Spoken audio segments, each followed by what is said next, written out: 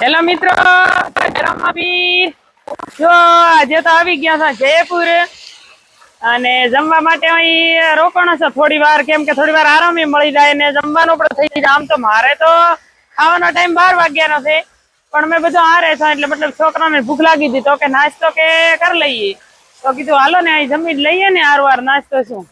અને જીજુ ને મેડમ તો અમારે ઓલી બાજુ જબરા છે ખરીદી કરવા માટે કે કપડા હારા હોય તો લઈ લઈએ, કેમ કે કપડા ઘરેથી તો લાટ લઈ નીકળ્યા પણ અઠવાડિયું દવાથી થશે એટલે એમ 5-5 જોડી કપડા લીધા હોય તો હવે ટાઈમ લાગશે એ પ્રમાણે કપડા તો જોઈશે ને, એટલે 1-2 જોડી ત્યાં એવું લાગશે કે હવે કપડા પૂરા થાય છે ત્યાં 1-2 જોડી નવા લેવાના રહેશે, કેમ કે બે બેગ તો બહી નહીં પાય છે તો એ કપડા મને એવું લાગે છે કે ખૂટવાના જ છે.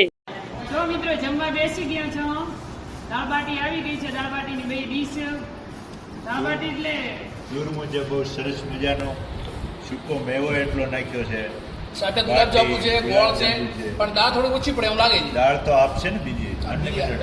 અને આ શાક છે કઈ કલરથી આ લોકોને પનીર કાકડી, પછી લસણની ચટણી પણ છે, પછી ખાવાનું ગરમા ગરમ આવી ગયું છે એટલે મસ્ત ખાવાનું. રાજસ્થાનની દાળ બાટી એટલે પ્રખ્યાત કહેવાય અને મોઢામાં તો પાણી જ આવે છે ક્યારે ખાઈએ એમ. રતનજી ખાલી કોરા પાંડા ખાય છે. હવે મારાથી નથી રહેવાતું, હું પણ કાકડી ખાવા મળી છું. હેલો મિત્રો, આપણે હરિયાણા આવી ગયા છીએ. હવે શિમલા 300 કિલોમીટર જેવું છે, કેમ કે હજી 300 કિલોમીટર ઉપર બતાવે છે, 30 કિલોમીટર જેટલો, એટલે ઓછામાં ઓછો આપણો ને હજી 6 કલાક ઉપર લાગશે.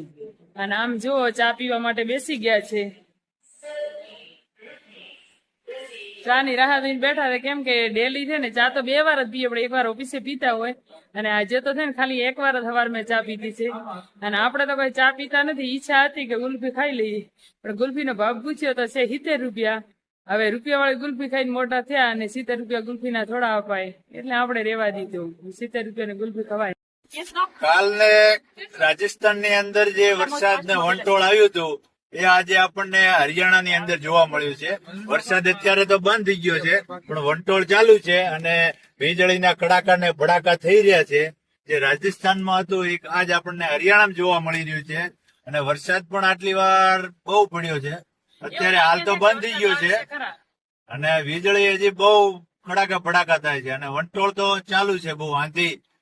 એટલે કાલનો નજારો આજ પાછો અહીંયા જોવા મળ્યો આપણને. 7:30 વાગ્યાનો ટાઈમ છે અને વીજળી જબર કડાકા ભડાકા ચાલે છે. આજ વરસાદ આવશે તો ખરા. શિમલા પહોંચી જશું મેં 10:30 11 વાગ્યા સુધી પહોંચશું કદાચ, પણ આપણે અત્યારે આ બોર્ડ જોઈ શકો છો આપ કે ચંડીગઢ 65 કિલોમીટર દૂર છે, લુધિયાણા 120 કિલોમીટર ને શિમલા 158 કિલોમીટર.